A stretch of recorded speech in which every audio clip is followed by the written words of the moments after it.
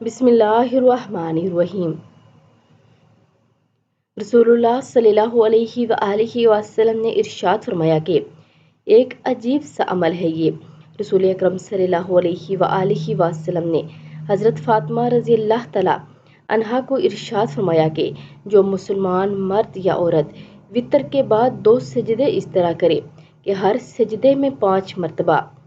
سبوح قدوس رب الملائکۃ والروح پڑھے اور دونوں سجدوں کے درمیان بیٹھ کر 1 مرتبہ آیت الکرسی پڑھے تو قسم ہے اس ذات کی جس کے قبضے میں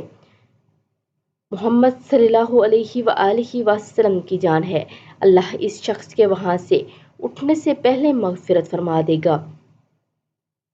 100 حج اور 100 عمروں کا اور اس کے شہیدوں کا ثواب عطا فرمائیں گے۔ اس کی طرف اللہ تعالیٰ 1000 فرشتے بھیجیں گے جو اس کے لیے نیکیاں لکھنا شروع کر دیں گے اور اسے 100 غلام آزاد کرنے کا ثواب میں ملے گا اور اس کی دعا اللہ تعالیٰ کے ہاں قبول فرمائیں گے اور قیامت کے دن 60 اہل جہنم کے حق میں اس کی شفاعت قبول ہوگی اور جب مرے گا یہ شخص شہادت کی موت مرے گا۔ بالکل چھوٹا سا عمل ہے لیکن اس کا اجر اتنا بڑا ہے کہ آپ سوچ بھی نہیں سکتے کہ ہر سجدے میں 5 مرتبہ سبوح قدوس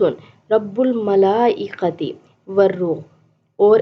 درمیان میں دونوں سجدوں کے 1 دفعہ آیت الکرسی